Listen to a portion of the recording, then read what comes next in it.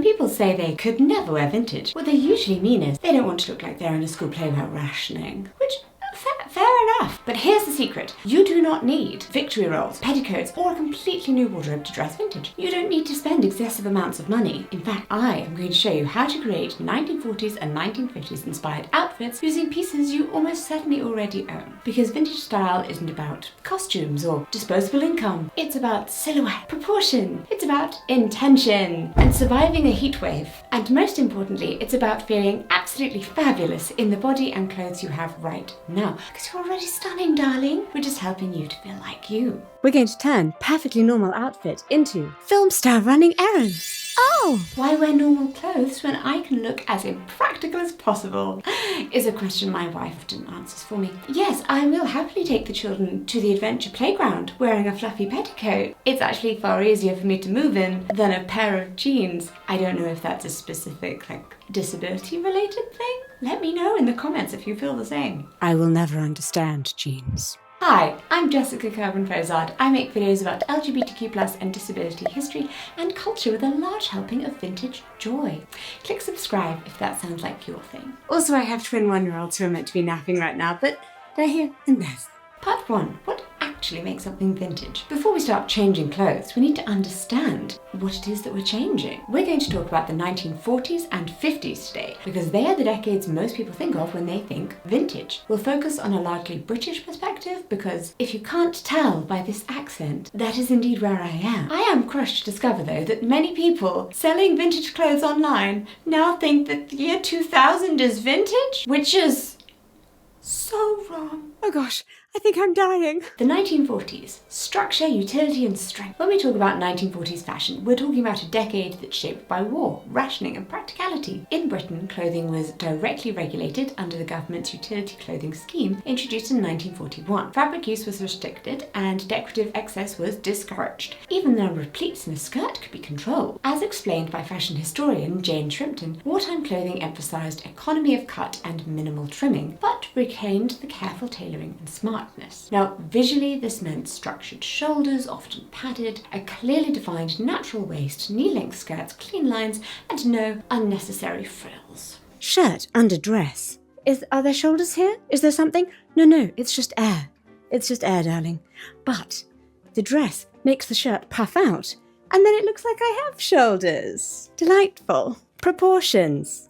Ooh. Broad shoulders weren't just aesthetic. They echoed military uniform. They conveyed competence, capability and strength. Fashion historian Valerie Steele notes that the 1940s tailoring created a controlled, disciplined silhouette that reflected the mood of the era. So, when you recreate 1940s style today, you're not recreating hardship. The economy is doing that for you. You're borrowing a beautiful balance of strength and polish, whilst buying clothes that last. Because, funny enough, it doesn't actually make economic sense to buy the cheapest thing possible if it's just going to fall apart again next week. It's just a lie fast fashion wants us to believe. Buy the good stuff, second or third hand, and see if you can hand it down to your grandchildren. Obviously, you may need to work on training your children and grandchildren to enjoy the same style as you. It is possible. I'm working on it. 1950s. The new look and hyper-femininity. This is a bit of me, I know.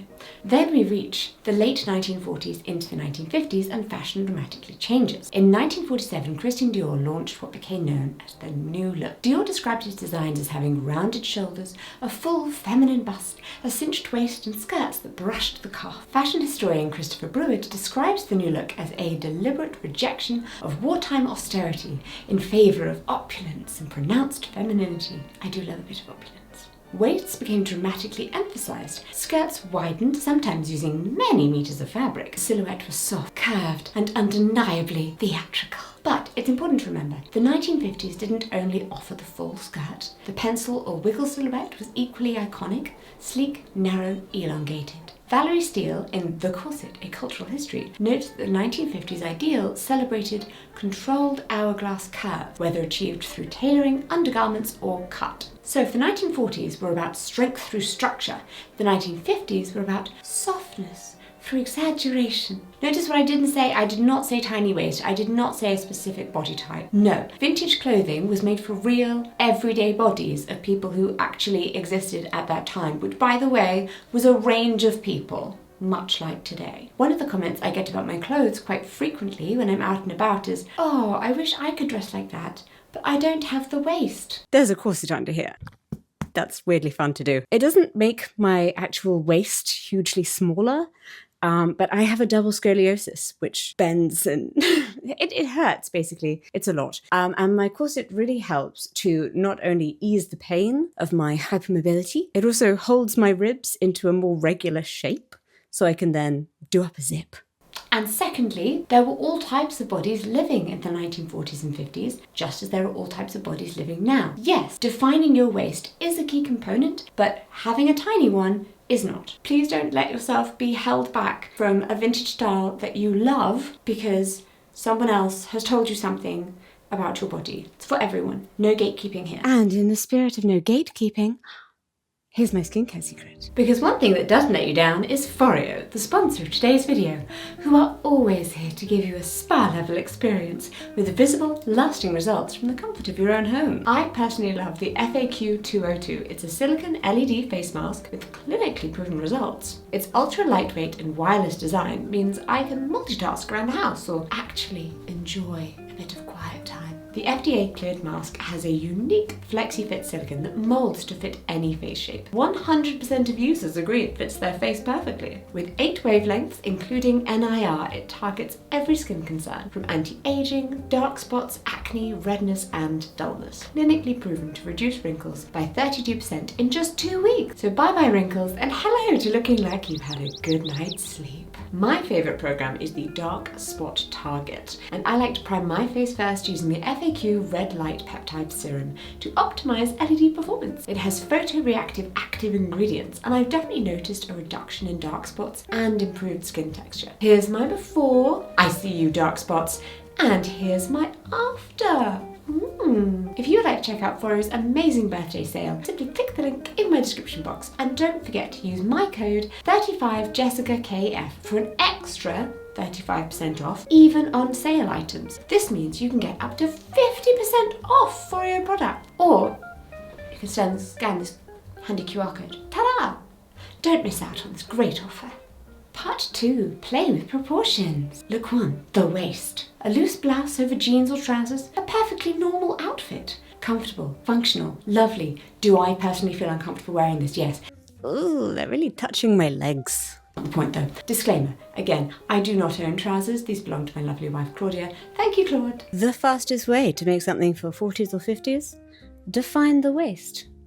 You can tuck your top in, you can add a belt, you can tie your shirt ends together. Immediately, we have shape, intention, a silhouette. Again, this is not about your waist being smaller, it's about being deliberate. And that's probably the thing that we really need to think about. And that, I think, is what people are most often commenting on when they notice vintage clothes. Vintage clothing looks like you put a lot of effort into it, when you haven't necessarily. This is a dress that has a pleated top half, and thus people look at it and think it's a bit fancy. This is a scarf that has similar tones. I guess I made an effort in that I chose the similar tone, but I'm also wearing a belt. You can't see it. I'm wearing a belt. It's a similar colour to the scarf. Someone on the school run today thought that this outfit had a lot of work go into it. I just choose a colour, and then I pick up the things that are that colour. So don't let yourself be held back if you are thinking, it's a lot of work. The dress does the work. One of the things I love about vintage clothing is that, unlike a lot of modern styles, which are a bit like, is she stylish or is she just thin? Vintage outfits look really good because the collar contrasts well with the cardigan, or the hat is the same shade of green, or the symmetry is perfectly pleasing to the eye, or the brooch mimics the buttons. It's the clothes themselves, it's how you put them together. It's a look that emphasises a joy of fashion over a certain body type. And hey, they're bringing back 90s heroin chic now, so let's all start dressing more pre-90s, shall we? We define the waist in our vintage styles not because having some kind of Barbie tiny waist is the most important thing in the world, climate change, genocide, impending economic explosion, but because it adds intentionality to the outfit. You're really just adding stuff. Look 2, adjust the proportions. So button up the cardigan. See now? No longer is this a cardigan just thrown over a dress. Seriously, I think the belt over the cardigan thing, it always makes it look really intentional. Like, Yes, I absolutely meant to wear this today. Even if it's just the cardigan that you found lying around because you took it off yesterday and kind of threw it on the floor. I threw things on the floor? Never. My ADHD always allows me to put my clothes back into the wardrobe. Adjust the neckline if needed and add a brooch if available. I add this one so it covers just the top button here. And again, just sort of brings together the cardigan and the collar of the dress, making it look very intentional. I like to roll up my sleeves, but that is personal preference. I just can't stand things touching my lower arms. I hate it. I used to do it on my children, and then my wife complains because apparently other people like their forearms being covered. Bizarre. Tiny changes can make a really dramatic difference, and the 1940s in particular loved a kind of composed silhouette line. Look, I'm not even wearing a petticoat. It's very weird for me. But there is actually a heat wave on right now in England. It's just too much. Send help. Why am I wearing a cardigan? Why did I think this was a good idea? Foolish decisions I've made. Look 3, skirts and silhouettes. So, this is how many of us wear our skirts nowadays. Relaxed, low, no emphasis on my waist, instead it's on my hips. If you have a fuller skirt, and I feel like you know what I'm going to say here, 1950s adored volume. So let's pop a petticoat underneath it. You don't own a petticoat? One of my favourite tricks, especially for going abroad where I have to pack light, is to take a fluffy skirt or dress, just one, with a big skirt, and then put a different thin circle skirt on top. So you get the volume and you can re-wear it without needing lots of different individual big skirts. If you have a pencil skirt or prefer something sleeker, that wiggle silhouette is beautifully 40s into early 50s. As you may notice, we have just changed proportions. Ooh, now we have a lovely big long line at the bottom there and a long line at the top. We're just balancing out. Delightful, pleasing to the eye. This top I think is actually meant to be worn more on my teeny tiny shoulders, but I don't have a lot of shoulder. So it works very well being off the shoulder for me. Really cutting off my head. Excellent. Da, da, da, da, da. Exit stage left. Look 4, sleeves and shoulders. The 1940s style especially is about balance and shoulders to create that strong wartime silhouette. Hard for someone with basically no shoulder. Yes, this is my bra. Yes, my shoulders are kind of the same width as my rib cage. And yes, straps do just slip off my shoulders. But we can fake it. Rolling the sleeves up slightly creates more of a voluminous effect. They aren't just flopping down directly from my tiny shoulders. You can also add a structured cardigan or jacket, or what I quite like to do is wear a strappy dress on top of a shirt, which sort of allows the sleeves to puff at the shoulders. If you too are a tiny shouldered person, I highly recommend looking for any shirts, tops, dresses like this one here from the seamstress of Bloomsbury, which is lovely. Oh, such a nice dress. I can't show you the bottom part though, because there has a split and I'm really tall and the split shows my knickers. Anyway, look for dresses like this one that have these beautiful puffed shoulders. Is there a shoulder there? No, there's not. It is the air. But it's a great lie, isn't it? It's what great tailoring does for you. Puffy sleeved things are all the rage right now. You can find them.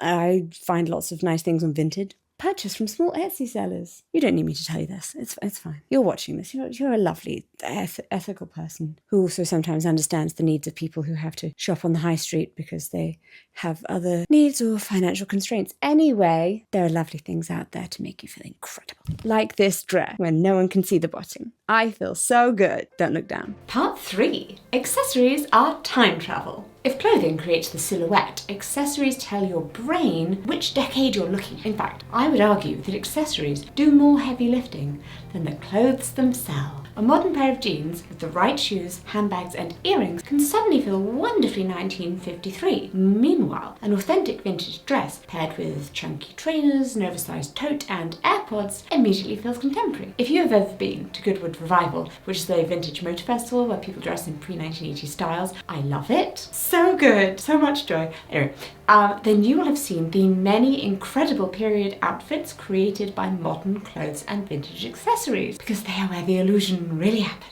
Please excuse the blurred baby in these shots. She has decided she will no longer be distracted. Hi! Alright, simple dress.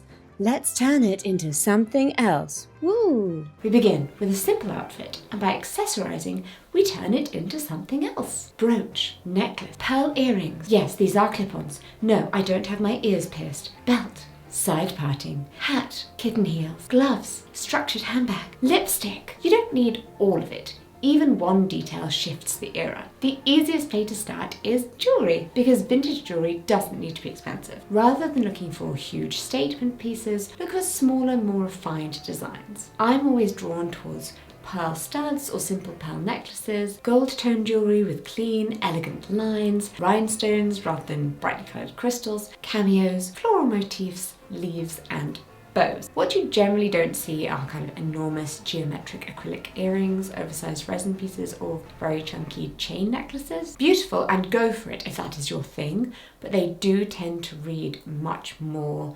1980s. If you're buying reproduction, pay attention to the scale. Mid-century jewellery is often surprisingly delicate. If every pearl is the size of a gobstopper, then it's probably aiming for theatrical rather than just everyday vintage. Ta-da! And suddenly we have gone from running errands to main character.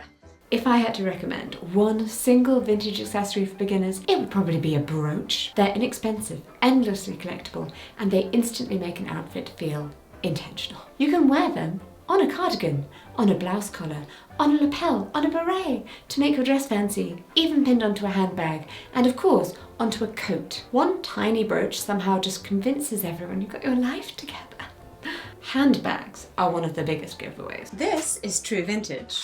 This is not. If you're shopping secondhand or buying reproduction, look out for bags that really hold their shape. Think structured top handle bags, box bags, kiss lock clasp, small to medium sizes, neat architectural shape. Just bear in mind that mid-century handbags weren't actually designed to carry half of your worldly possessions. They're not expecting a water bottle, a laptop, emergency snacks, and approximately 17,000 receipts. Why do they keep giving me receipts, even when I say no? What you're generally avoiding are just kind of slouchy and oversized bags. Get a cute backpack for your other things. Shoes! I love shoes. The one surprising fact they don't want you to know. Who is they? You don't need to torture yourself to wear vintage shoes. I'm disabled. I love vintage. I also enjoy being able to walk. I have like a peripheral neuropathy thing, and if I crush my toes too much, I just lose all feeling in them. I mean, I can't feel one of my feet at all. Anyway, unimportant. It's like walking on jelly half the time. It's gross. Anyway, yes, heels were popular, but sensible shoes absolutely existed. Did you know I designed these shoes with American Duchess? Did you know they come in wide sizes too? Did you know the buckle is quick release? Did you know these are basically the only shoes that I wear now? Wear comfortable shoes that make you feel good. Some things to look out for if you want them to coordinate with your vintage style outfit. Loafers, ballet flats, T-bar shoes, Mary Janes, low block heels, round or almond-shaped toes, and two-tone lace-ups. 6-inch stilettos! Not so much. But if that's your thing, you do you, honey. How are you doing it? I know not, but you do you. Belts create a huge transformation for such a tiny object. A narrow leather belt at your kind of natural waist immediately creates that mid-century silhouette. I normally reach for belts that are around 1 to 3 centimeters wide with very simple buckles rather than kind of enormous decorative hardware. The belt shouldn't become the star of the outfit. It should just quietly create shape, add to it. If vintage has a secret weapon, it is probably the scarf. You can wear one around your neck, tied in your hair around a ponytail, looped through a handbag handle, even as a belt. They are incredibly versatile and one of the easiest ways to introduce colour or pattern. When shopping, I tend to look for kind of small, square scarves in silk or silky fabrics with floral prints, polka dots, painterly designs or classic geometric patterns. If you enjoy dressing up a little more, gloves are wonderful. But I think of them like the decoration on the icing that is already on the cake. They're lovely for weddings, theatre trips, or special occasions. They aren't necessary for making everyday outfits feel vintage. When you're shopping, whether that's in a charity shop, vintage fair, or online, I would encourage you to stop asking, is this actually vintage? And start asking, does this have the right shape? Because reproduction can be wonderful, and modern pieces can work beautifully, particularly for those of us with sensory issues who might need a fabric that's a little smoother than what they were working with in the 50s, or those of us who have bodies that aren't a regular shape. So my scoliosis means that my waist goes very far in on one side and sort of flat on the other. This dress actually does a very good job of not showing that very well. But it does mean that when I wear a true vintage thing, hi Bubba, yes, yeah. But it does mean that when I wear a true vintage item, it can sometimes be very hard to do it up, particularly on the side that is more bent. That if there isn't enough fabric there, then it's difficult to get that over. And then there might be too much fabric on this side, which is the shorter side. So I really love reproduction dresses like this one from Miss Candy Floss, which has stretched fabric, but it's still in a very gorgeous vintage shape. Genuine vintage isn't automatically better if it doesn't suit your lifestyle. And when it comes to accessories, the best vintage ones don't shout. They are beautifully made, thoughtfully designed, and often surprisingly understated. They're the finishing touch that makes someone look at you and think, I can't quite put my finger on why, but you look incredibly elegant, which is much more interesting than looking like you've just walked straight out of a museum. Part 4, comfort, disability, and finding your vintage style. Now, before we finish, I want to talk about something that I think gets lost surprisingly often in discussions about vintage fashion. Comfort. Because if you've watched my channel for any length of time, you'll know that I live with multiple disabilities. My body has good days, bad days, and days where getting dressed at all feels like an achievement. And that has completely shaped the way I approach my vintage style. I think sometimes vintage fashion online can accidentally become another list of rules. If you're wearing this type of dress, then you must wear the undergarment, even if it's painful for you. You have to wear heels or the look is all wrong. This era needs a complex hairstyle, even if your arms aren't strong enough to hold up. And if you enjoy historical accuracy, wonderful! There are people doing incredible research into historical dress, and I absolutely love learning from them. I love watching YouTube videos of my favourite fashion historians picking apart inconsistencies in dress in films and TV.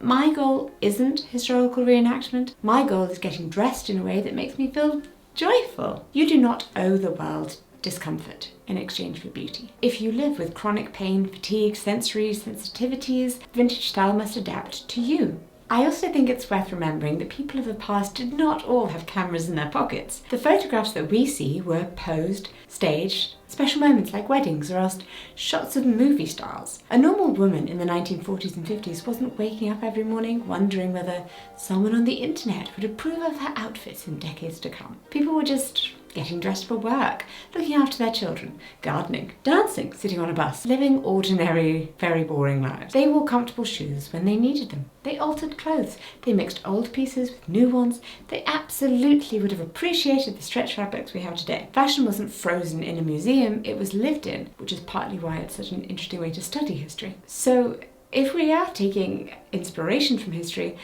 I think that's one of the most valuable lessons we can borrow. You are dressing your body, not the supposed hourglass ideal, in clothes that you can live in day to day. Some people were tall, some were short, some were fat, some were thin, some were disabled, some were pregnant, some loved fashion and some couldn't care less. The clothes changed to suit the person, not the other way around. And accessibility matters. So if you have chronic pain, choose your softer fabrics. If your shoulders dislocate easily, don't wear an unforgiving fitted jacket just because it's accurate and then try and squeeze yourself into something and as you're trying to get it off over your head, your arm pops out. Don't ask me how I know. If buttons are difficult because of arthritis or limited dexterity, replace them with hidden poppers or magnetic fastening. If compression garments help your body, wear them. If they don't. There's absolutely no price for making yourself miserable in the name of authenticity. Which brings me to something I think about a lot. People often say they don't want to look like they're wearing a costume, and I understand exactly what they mean. I don't actually think costumes are created by wearing lots of vintage. I think costume happens when the clothes become the entire story. When you're so worried about getting every historical detail exactly right that you disappear. Let the clothes support you. The people whose style we still admire today weren't memorable because they owned the right handbag. They were memorable because their clothes reflected their personalities. I think of people like actresses, writers, or just everyday women whose photographs survive. I don't think, wow, what an accurate collar. I think, she looks confident. Golly, what an elegant person. Your style doesn't have to be historically perfect. So perhaps you love 1940s tailoring, but you also wear trainers because your knees won't tolerate heels. Cool, wonderful, go for it. Perhaps you adore 1950s silhouettes, but your favourite handbag was made last year. Excellent, go for it, carry it around with your dress. Perhaps your hair is bright pink. Perhaps you have tattoos, perhaps you wear hearing aids, or have mobility aids, compression gloves, or colourful spectacles. None of these things stop you having beautiful vintage style. To me, vintage isn't about pretending you've travelled through time. It's about borrowing the parts of the past that still make your life more beautiful, whether that's the elegance, the craftsmanship, or the joy of getting dressed deliberately. I've always believed that clothes should make your life bigger, not smaller. They shouldn't ask you to ignore your body, they shouldn't ask you to hide who you are, and they certainly shouldn't ask you to suffer. So if you take one thing away from this video, I hope it is this: don't try to become a person from 1952. Just take inspiration from them. Steal her tailoring, her lipstick colour, or admire her handbags, and then become an even more interesting version of yourself. Because the best thing you can ever be is yourself. It's so cheesy. I know. I can't help it. I'm a cornball that way. Anyway, thank you so much for watching. I hope you've enjoyed this video. It's a bit of a break from the video essays I've been doing recently. Just a fun step into fashion, why not? Let me know what you thought, and if you'd be interested in seeing more videos like this, or what you'd like me to cover next in my next video essay. Remember the incredible €4 discount that you can get your hands on just by clicking the link in the description down below, or going to this beautiful QR code right here. I really love it. I mean, I think I love it also because there's just like the spa time. I'm just going to lie here and don't talk to me for 10 minutes. It's a lot. It's a lot having a 1-year-old twin. If you made it all the way to the end of the video, then comment a dress emoji down below so I know who did. Thank you for watching, and I will see you in my next video. Bye bye.